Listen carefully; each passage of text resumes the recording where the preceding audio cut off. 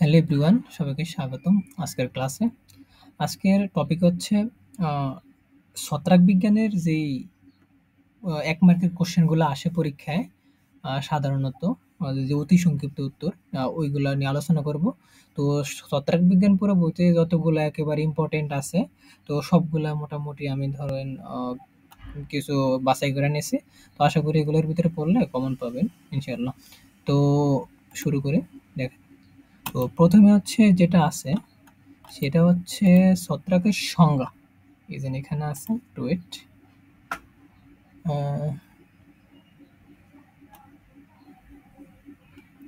এই ছত্রাকের সংজ্ঞা। হ্যাঁ, এই প্রথম প্রশ্ন হচ্ছে ছত্রাকের সংজ্ঞা দাও। তো এখানে দেওয়া আছে প্রকৃতকোষী স্পোর ধারণকারী সূত্রাকার কখনো এককোষী ক্লোরোফিল বিহীন অণুজীব যার কোষ প্রাচীরের কাইটিন বা সেলুলোজ বা উভয় উপস্থিত তাদের কি ছত্রাক বলে। তো আমরা সাধারণত জানি প্রকৃত কোষ কোনটা, যেটাতে রাইবোজোম 80S থাকে, সেটা প্রকৃত কোষ। তারপর হচ্ছে স্পোর ধারণকারী। স্পোর বলতে আমরা কি বুঝি? স্পোর বলতে আমরা সাধারণত অযৌন যেই জনন আছে সেটাকে বুঝি। এরপরে এককোষী মানে হচ্ছে ধরেন অনেকগুলা কোষ একত্র হয়ে একটা এককোষী আকার ধারণ করে এটা। আর ক্লোরোফিল বিহীন এটা মানে কি, এখানে কোনো যে সবুজ বর্ণ, ওখানে কোনো মানে সবুজ যেটা ক্লোরোপ্লাস্ট, এরকম মানে উম সবুজ অঙ্গ নেই আরকি, এটা বুঝে। আর যেটা অণুজীব এটা আমরা সবাই জানি, ভাইরাস, ব্যাকটেরিয়া এরকম কিছু। এই। তো এরপরে হচ্ছে আ কাইটিন। কাইটিনের তো আমরা সবাই জানি কাইটিন হচ্ছে কি আ একটা কি আবরণ, যেটা শক্ত আরকি, এবং বা সেলুলোজ বা উভয় উপস্থিত তাদের যে ছত্রাক বলা হয়। তো এটা ছিল ছত্রাকের সংজ্ঞা। এরপরে হচ্ছে ছত্রাক তত্ত্বের প্রতিষ্ঠাতাকে পিয়েরি অ্যান্টোনিও মাইচেলি। এটাও আসতে পারে, যেহেতু ছত্রাক প্রতিষ্ঠা করছেন উনি। তারপরে ৩ নম্বরে যেটা আছে সেটা হচ্ছে ছত্রাকের সেলুলোজ কি? আমরা সবাই জানি ছত্রাকের কোষ প্রাচীরের মূল উপাদান হচ্ছে কি? কাইটিন। ওকে? এই কাইটিন, এজন্য এই কাইটিনকে ছত্রাকীয় সেলুলোজ বলা হয়। তারপরে হচ্ছে ছত্রাকের সঞ্চিত পদার্থের নাম কি? ছত্রাকের সঞ্চিত পদার্থের নাম হচ্ছে, একটু ওয়েট,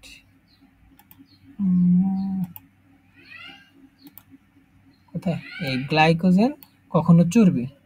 এখন গ্লাইকোজেন হচ্ছে গ্লুকোজের একটা পলিমার। এই গ্লাইকোজেন আছে না? এটা হচ্ছে গ্লুকোজের একটা পলিমার। এরপরে ৫ নাম্বার যেটা আছে, মোল্ড কি? মোল্ড হচ্ছে সূত্রাকার এবং শাখা-প্রশাখাযুক্ত ছত্রাককে মোল্ড বলে। আমি যদি একটা চিত্রের মাধ্যমে দেখাই এটা, তাহলে আরেকটু সহজ হবে। যেমন ধরেন, দেখেন MOLD, মোল্ড। এই যে এখন চলে আসবে এটা। এই দেখছেন? একটু ওয়েট। তো এখানে দেওয়া আছে, বাট এটাই যেটা আরকি ওই সূত্রাকার শাখা-প্রশাখাযুক্ত ছত্রাক, এটাকে মোল্ড বলা হয়। এই দেখেন, এই মোল্ড, এটাই আরকি। তারপরে হচ্ছে যেটা নিয়ে আলোচনা করবো সেটা হচ্ছে একটা জলজ মোল্ড এর নাম লেখো। মানে যেটা পানিতে থাকে, যেমন হচ্ছে স্যাফ্রোলিগনিয়া।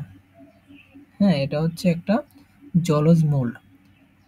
এরপরে ৭ নম্বরে যে প্রশ্ন আছে সেটা হচ্ছে মাইকোরাইজা কি? মাইকোরাইজা হচ্ছে উচ্চ শ্রেণীর উদ্ভিদে মূলরূপ না থাকে। সেক্ষেত্রে মূলের চারদিকে ছত্রাকের মাইসেলিয়াম অবস্থান করে মূলরূপের কাজ করে। ছত্রাক ও উচ্চ শ্রেণীর মূলের মধ্যে এমন মিথজীবী সম্পর্কে মাইকোরাইজা বলা হয়। এখন এই মিথজীবী হচ্ছে এটা কি? এটা হচ্ছে ধরেন ২ জন লাভজনক হয়। অর্থাৎ ২ টা ব্যাকটেরিয়া যদি থাকে, একটা ব্যাকটেরিয়া। এখন এখানে ধরেন কিছু একটা খাবার আছে।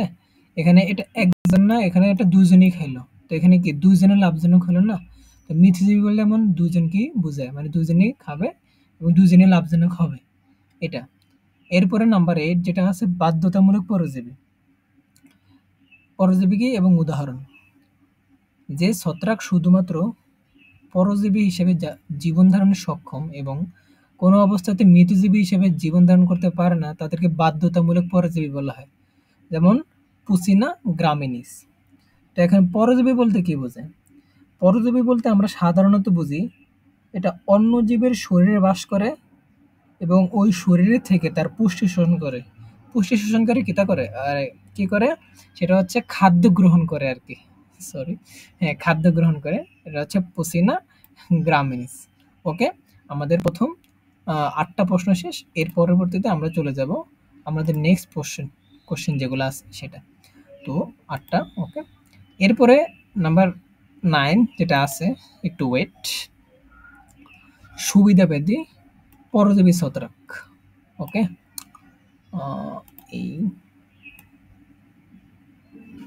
হ্যাঁ, সুবিধাবাদী পরজীবী ছত্রাক। কোনটা দিব র? হ্যাঁ, এটাই দিই। ওকে, দেখেন। এ হচ্ছে সুবিধাবাদী পরজীবী ছত্রাক এবং উদাহরণ। তো যে ছত্রাক প্রকৃতপক্ষে মৃতজীবী কিন্তু সুযোগ হলে পরজীবী, একটা আছে সংখ্যা আছে মৃতজীবী, আরেকটা হচ্ছে কি পরজীবী হিসেবে জীবন ধারণ সক্ষম তাকে সুবিধাবাদী পরজীবী ছত্রাক বলে। যেমন ফুসারিয়াম, আরটা হলো ফাইথিয়াম। তো এখন হচ্ছে মৃতজীবী কি? মৃতজীবী হচ্ছে মৃত প্রাণী যা হচ্ছে ওই যে পচা জৈব পদার্থ থেকে আর কি পুষ্টি সংগ্রহ করে আর কি বেঁচে থাকে ওইগুলা খেয়ে। এটাই হচ্ছে মৃতজীবী। আর পরজীবী তো বললাম অন্যের উপর ডিপেন্ডেবল হয়ে থাকে। এরপরে হচ্ছে নাম্বার 10, একটা এককোষী ছত্রাকের নাম লেখো। এককোষী ছত্রাক আমরা সবাই জানি, একটা হলো স্যাকারোমাইসিস, আরেকটা হচ্ছে সানকেট্রিয়াম। এরপরে হচ্ছে মাইসিলিয়াম কি? ছত্রাকের দেহে সূত্রাকার এবং শাখা-প্রশাখা যুক্ত হয় তখন সম্পূর্ণ দেহকে সম্মিলিতভাবে মাইসিলিয়াম বলে। এরপর হচ্ছে হাইফি। হাইফি কি?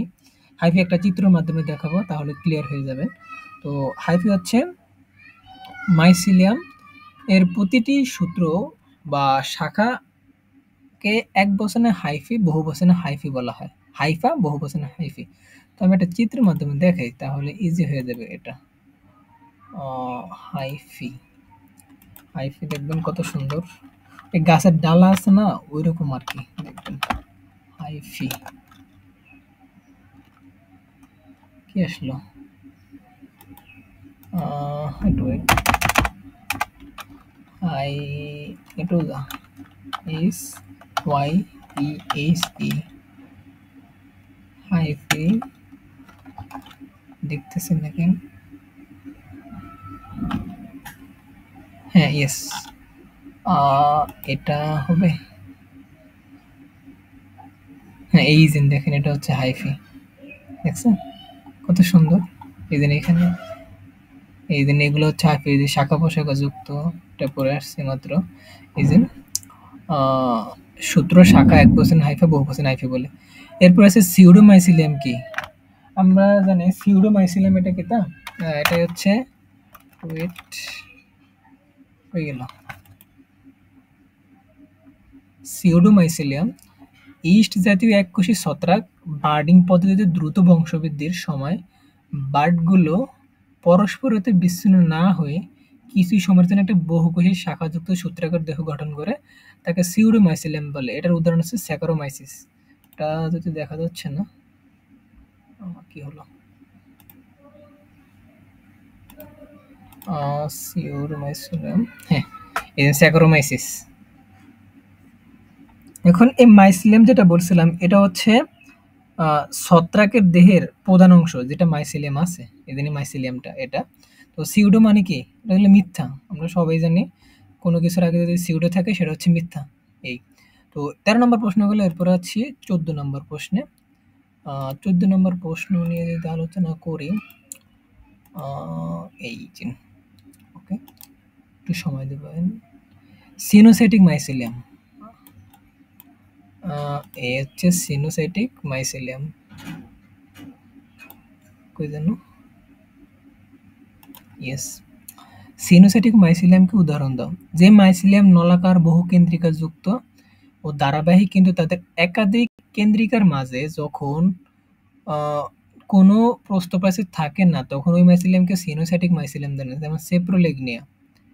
এখন মাইসিলিয়াম তো আমি একটু আগেই বলছিলাম ছত্রাকের যে দেহ আছে এটার প্রধান অংশ।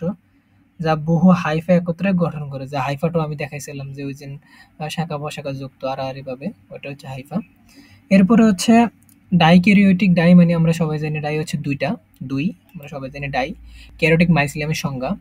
এই যে মাইসিলিয়ামের প্রতিটি কোষে ২ টি করে নিউক্লিয়াস থাকে। মানে যে মাইসিলিয়ামের প্রতিটি কোষে একটা কোষ, একটা কোষ। এই প্রতিটা কোষে ২ টা করে নিউক্লিয়াস থাকে, হ্যাঁ? এই কোষটায় ২ টা করে নিউক্লিয়াস থাকে, তাকে ডাইক্যারোটিক মাইসিলিয়াম বলে। যদি এখানে একটা কোষ থাকে, এখানেও ২ টা থাকবে, এখানেও ২ টা থাকবে। মানে এখানে আরকি ২ টা নিউক্লিয়াস থাকবে সর্বোপরি, যেটা আমরা বুঝতেছি। এরপরে হচ্ছে নাম্বার 16, সেটা হচ্ছে হস্টেরিয়া। হস্টেরিয়া কি? এটা হচ্ছে আন্তঃকোষীয় পরজীবী। পরজীবী আমরা জানি অন্যের উপর নির্ভর করে খাদ্য শোষণ বা পোষক শোষণ করে জীবন ধারণ করে। এরপরে যে ছত্রাকের হাইফা থেকে উৎপন্ন যে পার্শ্বীয় অঙ্গ পোষক কোষ থেকে পুষ্টি গ্রহণ করে তাকে হস্টেরিয়া বলে। এরপরে হচ্ছে ১৭ নম্বর যেটা আছে অ্যাপ্রোসোরিয়ামের সংজ্ঞা। পরজীবীর ছত্রাকের জার্ম টিউব। এখন জার্ম টিউব বলতে আমরা কি বুঝি? সাধারণত একটা নলের মতো, যেটা আরকি সূক্ষ্ম। হ্যাঁ, এই জার্ম টিউব নল থাকে। জার্ম টিউব ওটা হচ্ছে থাকে কি সূক্ষ্ম এবং এককোষী স্পোর। স্পোর বলতে আমরা সাধারণত অযৌন জনন যেটা আছে সেটাকে বুঝি।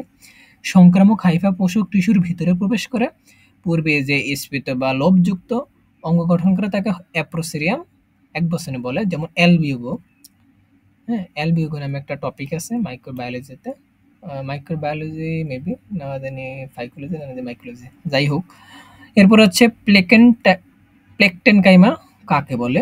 ছত্রাকের মাইসিলিয়াম যখন ঘনভাবে জট পাকানো টিস্যুর মতো দেহ গঠন করে, তখন তাকে প্লেকটনকাইমা বলে। অর্থাৎ আমি তো বললাম একটু আগে মাইসিলিয়াম যেটা হচ্ছে ছত্রাকের দেহের প্রধান অংশ, হ্যাঁ? এগুলা আলোচনা করছে। এরপর হচ্ছে প্রোজেনকাইমা। প্রোজেনকাইমাটা কি? যে ছত্রাকের টিস্যুতে হাইফিগুলো পরস্পরের সমান্তরালে আলতোভাবে সংযুক্ত থাকে এবং এক্ষেত্রে প্রতিটা হাইফা তার নিজস্ব স্বতন্ত্র বজায় রেখে তাকে প্রোজেনকাইমা বলে। ওকে? এই প্রোজেনকাইমা। অর্থাৎ এখানে যে হাইফা আছে না, আমি একটু আগে বলেছিলাম যে হাইফি যেগুলা ওটা হচ্ছে আড়াআড়িভাবে থাকে। মানে ছত্রাকের দেহ গঠনের একক মূলত এই হাইফাটা। ওকে? এই হাইফাটা হচ্ছে ছত্রাকের দেহ গঠনের একক এটা। আর এটা দেখতে হচ্ছে কিতার মতো? একটা নলের মতো। যেটা হচ্ছে একটু আগে পড়ে আসছিলাম। এই। এরপরে যেটা আছে স্ট্রোমা। স্ট্রোমা কি? স্ট্রোমা ছত্রাকীয় টিস্যুর কারণে অনির্দিষ্ট আকৃতির নিরেট অঙ্গের উৎপত্তি ঘটে, তখনই অঙ্গকে স্ট্রোমা বলে। স্ট্রোমার মধ্যে বা উপরে জনন দেহের বিকাশ ঘটে। হ্যাঁ? স্ট্রোমার দেহে জনন দেহের বিকাশ ঘটে। ওকে, আমাদের ২০ টা প্রশ্ন অলরেডি শেষ।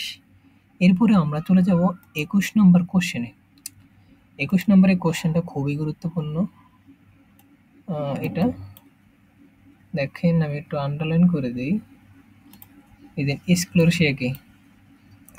স্ক্লেরোসিয়া হলো ছত্রাকের মাইসেলিয়াম অত্যন্ত ঘনভাবে জড়াজড়ি করে গদাকার বা পিণ্ডাকার গাঢ় বর্ণের শক্ত অঙ্গ গঠন করে। তাকে স্ক্লেরোসিয়া বলে।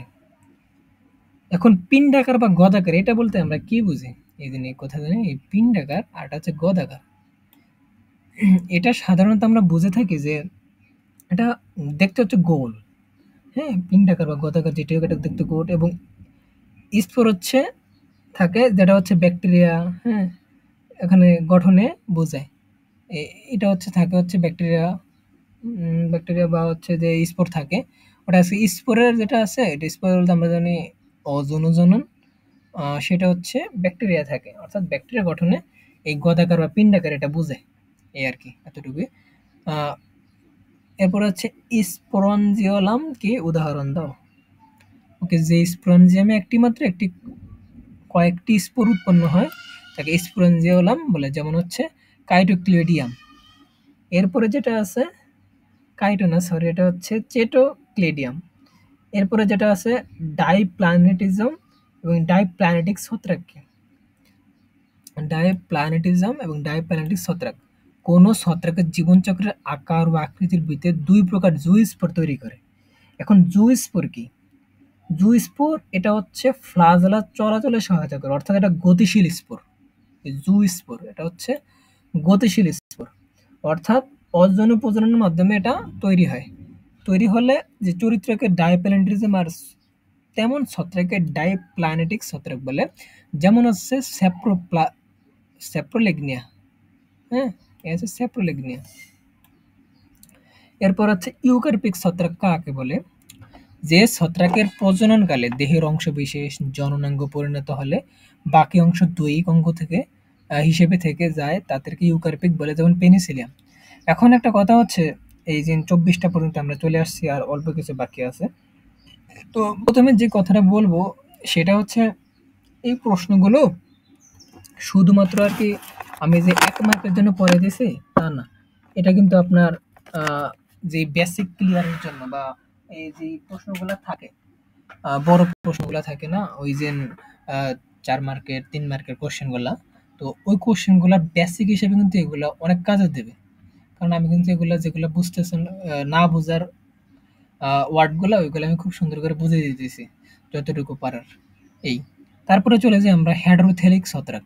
যে ছত্রাকের প্রতিটা থ্যালাসই উর্বর কিন্তু যৌন জননের জন্য বিপরীত। হেটেরো আমরা সবাই জানি। এই হেটেরো মানে কি? বিপরীত। অর্থাৎ বিপরীতযোগ্য থ্যালাসের প্রয়োজন হয় তাকে হেটেরোথেলিক ছত্রাক বলে। আমাদের ২৫ টা প্রশ্ন শেষ। এরপর আমরা চলে যাব ২৬ নম্বর প্রশ্নে। ২৬ নম্বর প্রশ্নে আমাদের আলোচনার বিষয় হচ্ছে স্পারমাটাইজেশন কি? ওকে।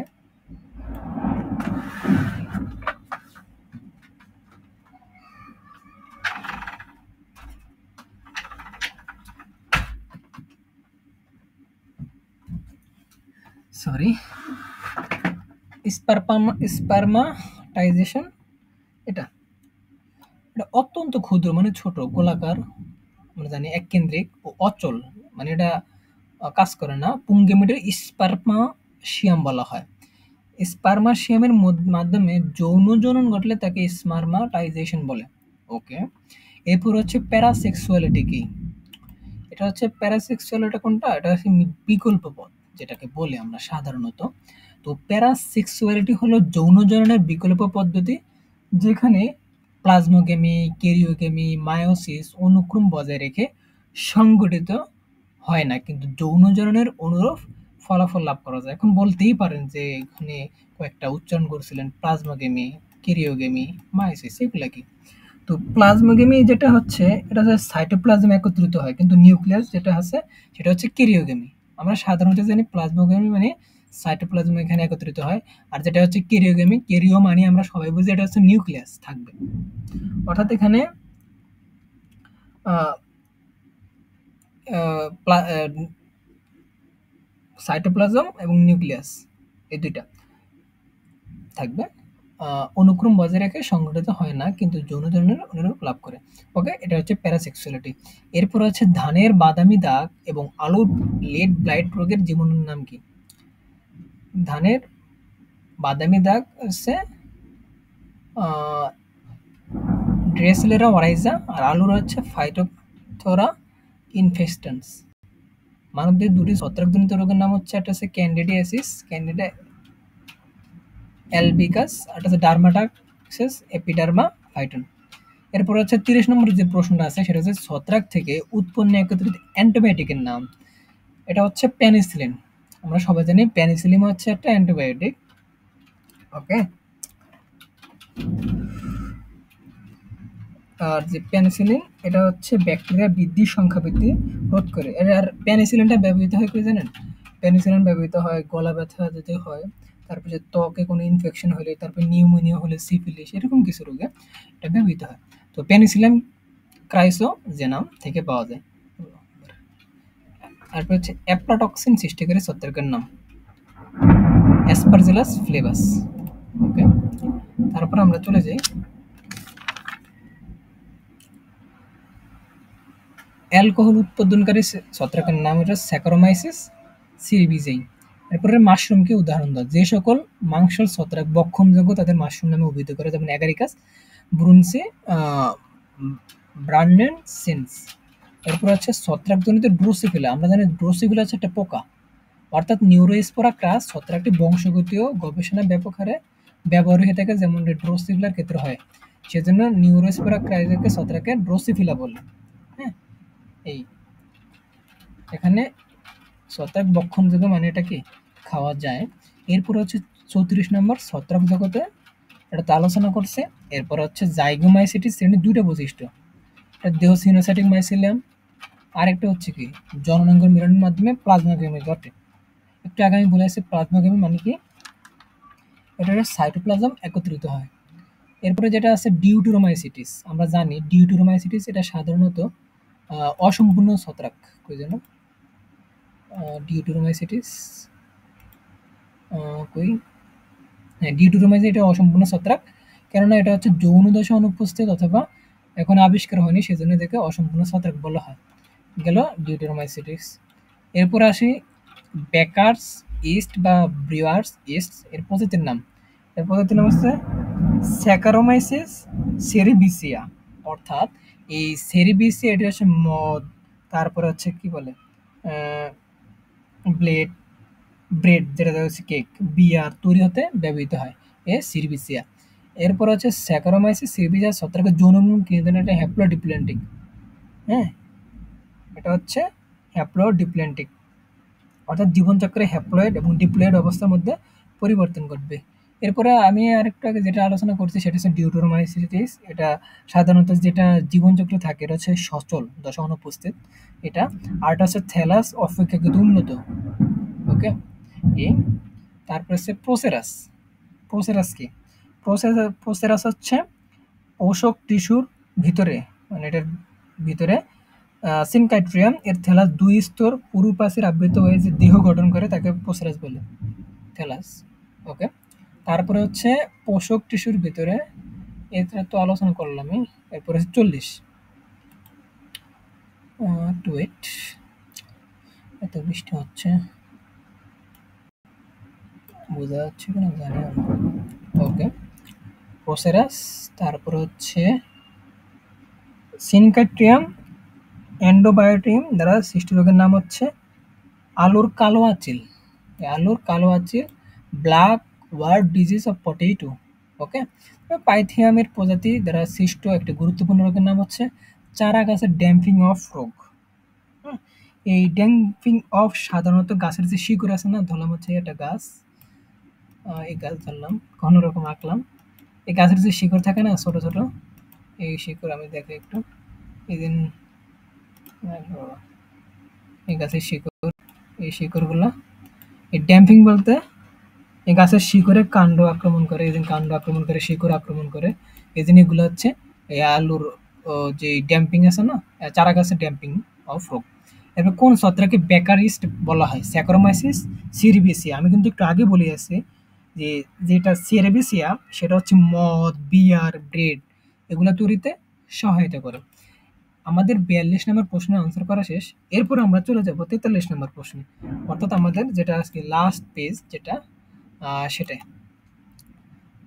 ওকে, একটু ওয়েট, আমি একটু বোঝানোর যথার্থে একটু স্ক্রিনশট দিয়ে রাখতেছি আর কি। এরপরে যেটা আছে ইস্ট কোষ থেকে কি ধরনের এনজাইম কি ধরনের এনজাইম নিঃসৃত বা গাজন করে?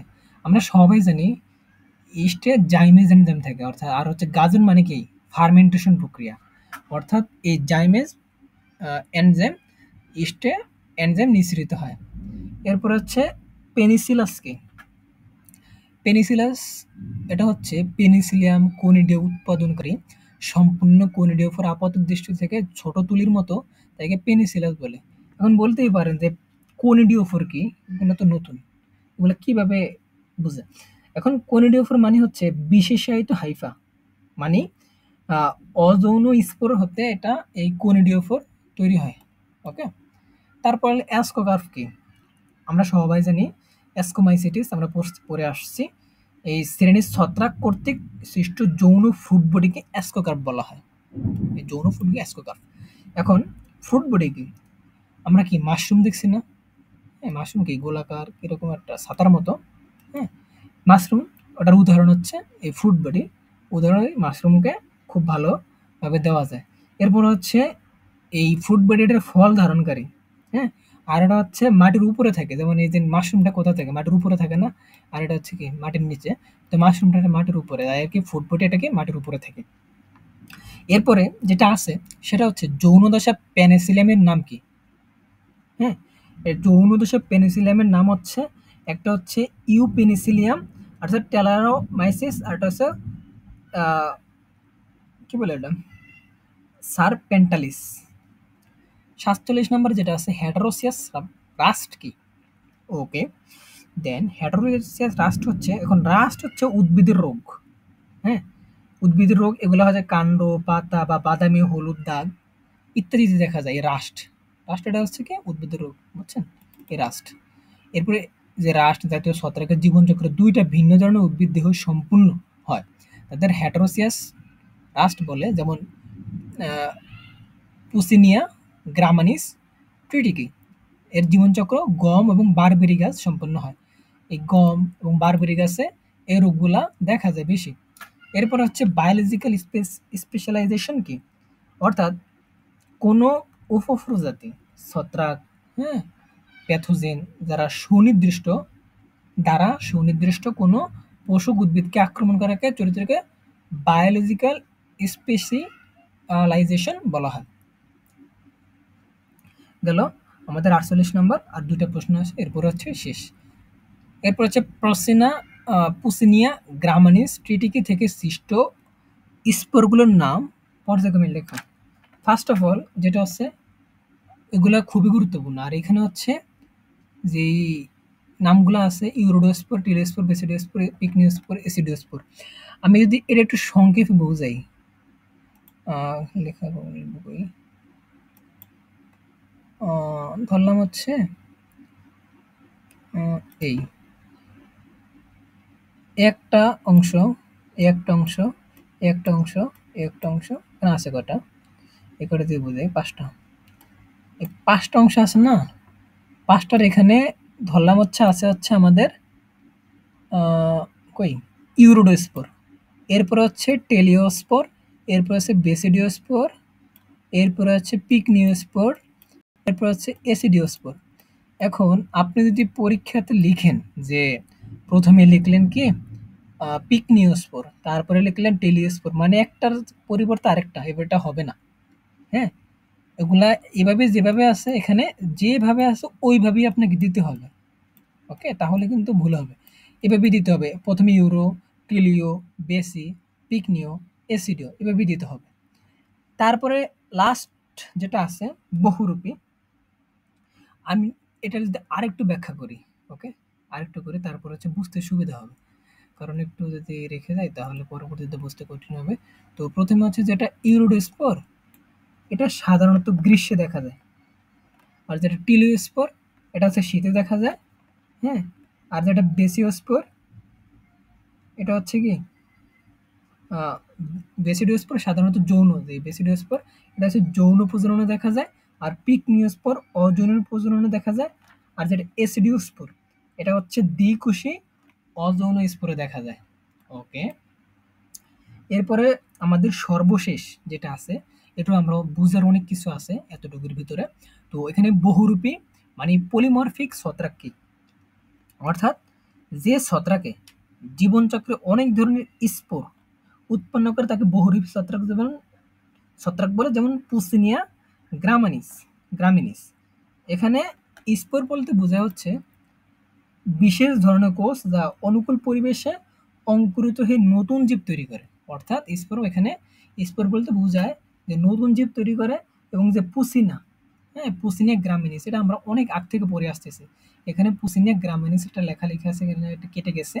তো পুসিনিয়া গ্রামিনিস এটা সাধারণত আমরা জানি গম গাছে আক্রান্ত হয়। হুম?